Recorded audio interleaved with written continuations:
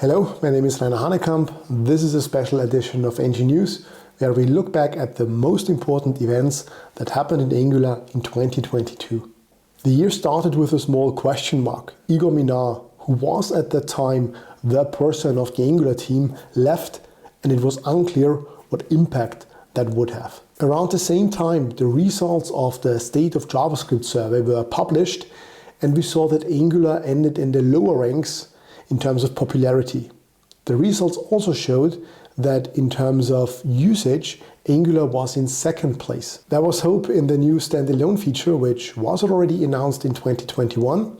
It would remove the necessity for ng modules and first of all would simplify Angular. However, given Angular's historically related caution when it comes to adding new features and not breaking anything, and the amount of time it took to migrate to Ivy, there was some justified suspicion if standalone components really make it into version 14. Those with doubts, like me, were in for a surprise.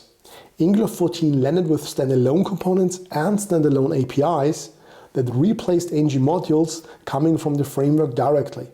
But that was not all of it. Typed forms that brought type safety to reactive forms, and a new inject function, which was an alternative to the constructor-based dependency injection, were also part of version 14. We got even further features with the following minor versions. For example, in 14.2 we got the ng-optimized image directive, a super directive with all sorts of features around performant image handling. It almost looked like that Angular was reinventing itself. Version 15 brought the directive composition API, made the standalone feature production ready, and therefore finished the standalone story.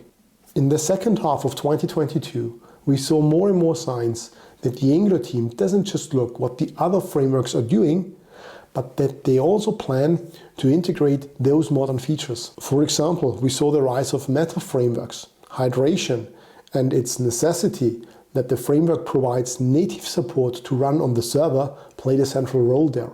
Some examples are React Server components in Next.js, Remix, Astro, or Quick with QuickCity, which is so advanced that they don't call it hydration anymore, but resumability. The Angular team is internally working on improving their hydration, and it might be possible that they even come up with some kind of resumability. Inspiration also comes from Solid.js, where Angular is thinking about adding more reactivity than it is nowadays. There are also plans to remove Zone.js and to replace Webpack with ESBuild. Lots of stuff to do, but given the pace that we saw in 2022, I'm very optimistic that 2023 will be very interesting for Angular.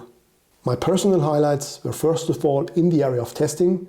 We saw that former end-to-end testing frameworks like Cypress brought support for component testing that was urgently needed because testing is way too hard. And of course, the in-person conferences and meetups. It is a completely different thing if you see somebody live on stage giving a talk or speaking to someone face to face. Last but not least, I want to thank you for watching, commenting, liking, sharing the episodes of Angular News. This is really a motivation for me to do this every week. So thank you again. I wish you a happy new year and see you in 2023. Goodbye.